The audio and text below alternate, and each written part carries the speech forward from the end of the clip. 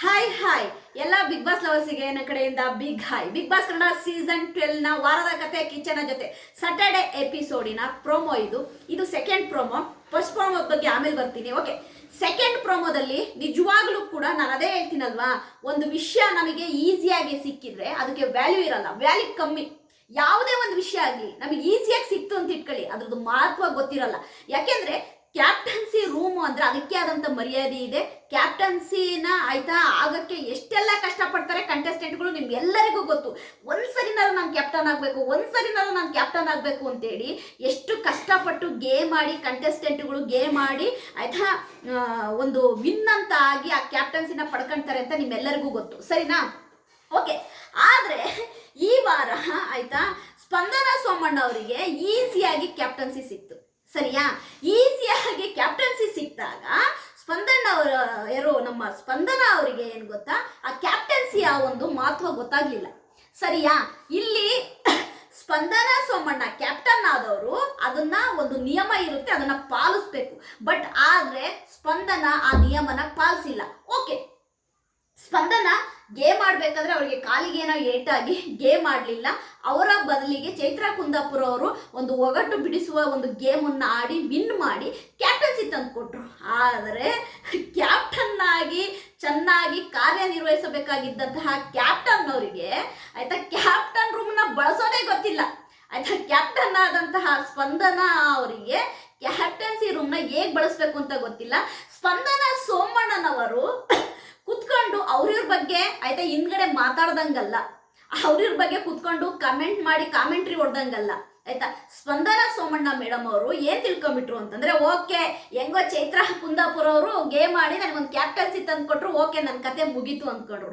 ಆದ್ರೆ ಅವರು ಮಾಡಿರುವ ತಪ್ಪೇನಿದೆ ಅದು ತಪ್ಪೆ, ಆಯ್ತಾ? ನೀವೆಲ್ಲರೂ ಪ್ರೋಮೋ ನೋಡಿದೀರಾ, ಕ್ಯಾಪ್ಟನ್ಸಿ ರೂಮ್ನ ಲಾಕ್ ಮಾಡಿದ್ದಾರೆ, ಬೀಗ ಹಾಕಿದ್ದಾರೆ. ನಮ್ಮ ಕಿಚ್ಚ ಸುದೀಪ್ ಸರ್ ಅವರು ಕ್ಯಾಪ್ಟನ್ಸಿ ರೂಮ್ನ ಲಾಕ್ ಮಾಡಿಸಿದ್ದಾರೆ.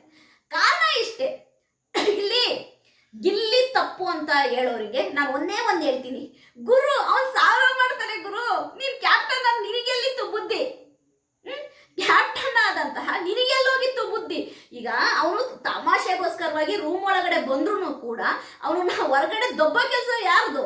ಈಗ ಪ್ರತಿ ಸಾರಿ ಕೂಡ ಗಿಲ್ಲಿ ನಟ ನಾನು ವೈಸ್ ಕ್ಯಾಪ್ಟನ್ ಅಂತ ಒಳಗಡೆ ಹೋಗ್ತಾನೆ.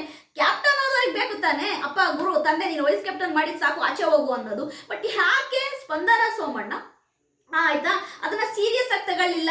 ವಿಡಿಯೋ ತೋರಿಸ್ತಾ ಇದ್ದಾರೆ, ನೀವು ಬೇಕಾದ್ರೆ ಎಪಿಸೋಡ್ ಅಲ್ಲಿ ನೋಡಿ, ಸುದೀಪ್ ಸರ್ ಅವ್ರು ವಿಡಿಯೋ ತೋರಿಸ್ತಾ ಇದ್ದಾರೆ. ಅಲ್ಲಿ ಬೆಡ್ ಮೇಲೆ ಕುತ್ಕೊಂತಾರೆ ಯಾರು, ಗಿಲ್ಲಿ ನಟ ಕುತ್ಕೊಂಡು, ಆ ಕಡೆ ಕಾವ್ಯ ಈ ಕಡೆ ಆಯ್ತಾ ಸ್ಪಂದನ ಸೋಮಣ್ಣನ ಮೇಲೆ ಎಗ್ಲ ಮೇಲೆ ಈ ತರ ಕೈ ಹಾಕೊಂಡು ಕುತ್ಕೊಂತಾರೆ, ಬೆಡ್ ಮೇಲೆ ಮಲಗಿದ್ದಾರೆ. ಅಂದ್ರೆ ಕ್ಯಾಪ್ಟನ್ ಮಲಗಬೇಕಾದ ಬೆಡ್ ಅಲ್ಲಿ ನಮ್ಮ ಗಿಲ್ಲಿ ನಟ ಮಲಗಿದ್ದಾರೆ. ನಾನಿಲ್ಲಿ ಗಿಲ್ಲಿ ನಟ ತಪ್ಪು ಅಂತ ಹೇಳಲ್ಲ. ನೀವು ಯಾರ್ಯಾರೆಲ್ಲ ಕಮೆಂಟ್ ಅಲ್ಲಿ ಗಿಲ್ಲಿ ನಟ ತಪ್ಪು, ಅವ್ನು ತುಂಬಾ ಇರಿಟೇಟ್ ಮಾಡ್ತಾನೆ, ಅವ್ನು ಹಂಗ್ ಮಾಡ್ತಾನೆ ಹಿಂಗ್ ಮಾಡ್ತಾನೆ, ಅವ್ನಿಗೆ ಏನು ಒಂದ್ ಸ್ವಲ್ಪ ಕಾಮನ್ ಸೆನ್ಸ್ ಇಲ್ಲ, ಎಲ್ಲಾನು ತಮಾಷೆಗೆ ತಗೊಂತಾನೆ ಅಂತ ನೀವು ಅನ್ಬೋದು ಕಮೆಂಟ್ ಅಲ್ಲಿ.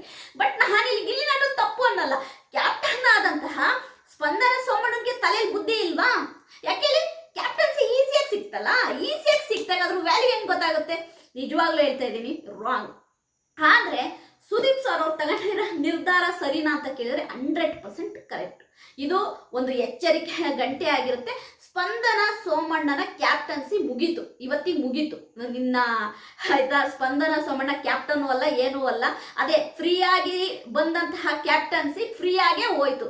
ಉಪ್ಪು ತಿಂದವ್ ನೀರು ಕುಡಿಬೇಕು ಅಷ್ಟೇ.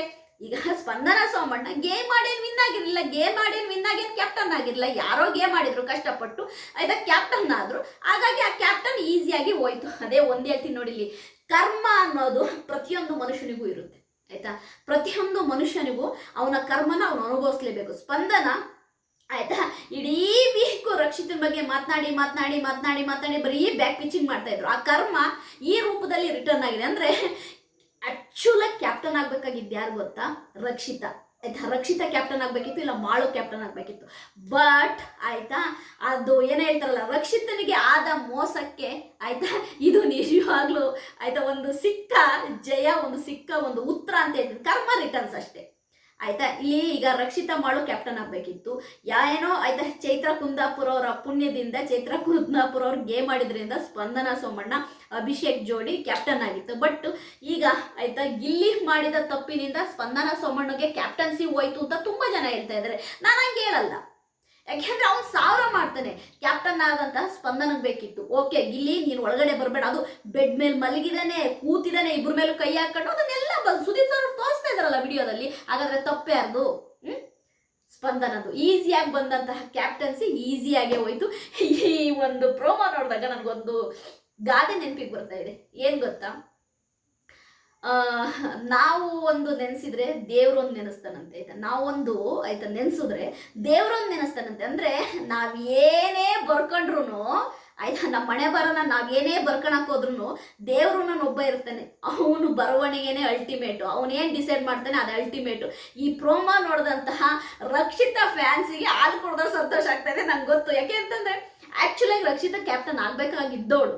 ಬಟ್ ಆಯ್ತಾ ಆ ಒಗಟನ್ನ ಬಿಡ್ಸಕ್ ಗೊತ್ತಾಗ್ದಲೇನೆ, ಅಂದ್ರೆ ಅವ್ರಿಗೆ ಕನ್ನಡ ಗೊತ್ತಿರಲಿಲ್ಲ, ಹಾಗಾಗಿ ಸ್ವಲ್ಪ ಒಗಟನ್ನ ಬಿಡ್ಸಕ್ ಗೊತ್ತಾಗ್ದಲೇನೆ ಆ ಒಂದು ಗೇಮ್ನ ಸೋತ್ರು. ಒಟ್ಟಾರೆಯಾಗಿ ಈ ಕ್ಯಾಪ್ಟನ್ಸಿ ಗೇಮ್ ಆಡು ಕೂಡ ಆಯ್ತಾ ಕ್ಯಾಪ್ಟನ್ ಆಗಕ್ಕಾಗ್ದೇನೆ ಆಯ್ತಾ ಅಭಿಷೇಕ್ ಸ್ಪಂದನ ಎಲ್ಲರ ಎದುರುಗಡೆ ತಲೆ ತಗ್ಸಾಗಿದೆ. ಕಿಚ್ಚ ಸುದೀಪ್ ಸರ್ ಅವರು ಹೇಳೋದು ನಿಜ. ಅಂದ್ರೆ ನಿನಗೆ ಎಲ್ಲೋಗಿತ್ತು ಬುದ್ಧಿ, ಅಂದ್ರೆ ನಿನಗೆ ಆ ಕ್ಯಾಪ್ಟನ್ಸಿ ಅದ್ರ ಮೇಲೆ ನಿನಗೆ ನಿಗಾ ಇಲ್ಲ. ಕ್ಯಾಪ್ಟನ್ಸಿ ಬೆಡ್ಡಿಗೆ ಒಂದು ಮರ್ಯಾದೆ ಇದೆ, ಆ ಬೆಡ್ಡಿಗೆ ನೀನು ಮರ್ಯಾದೆ ಕೊಡ್ಲಿಲ್ಲ ಅಂದ್ರೆ ನೀನು ಕ್ಯಾಪ್ಟನ್ ರೂಮಲ್ಲಿ ಮಲಗಕ್ಕೇನೆ ನಿನಗೆ ಅರ್ಹತೆ ಇಲ್ಲ ಅಂತ ಹೇಳ್ಬಿಟ್ಟು ಸ್ಪಂದನಕ್ಕೆ ಬೈದ್ಬಿಟ್ಟು ಆಯ್ತಾ ಕ್ಯಾಪ್ಟನ್ಸಿ ರೂಮ್ನ ಲಾಕ್ ಮಾಡಿಸಿದ್ದಾರೆ. ಅವ್ರು ಮಾಡಿರೋದು ಕರೆಕ್ಟು. ನನ್ನ ಈ ಪ್ರೋಮೋ ರಿವ್ಯೂ ನಿಮಗೆ ಇಷ್ಟ ಆದರೆ ಲೈಕ್ ಮಾಡಿ, ಸಬ್ಸ್ಕ್ರೈಬ್ ಮಾಡಿ. ಬಾಯ್.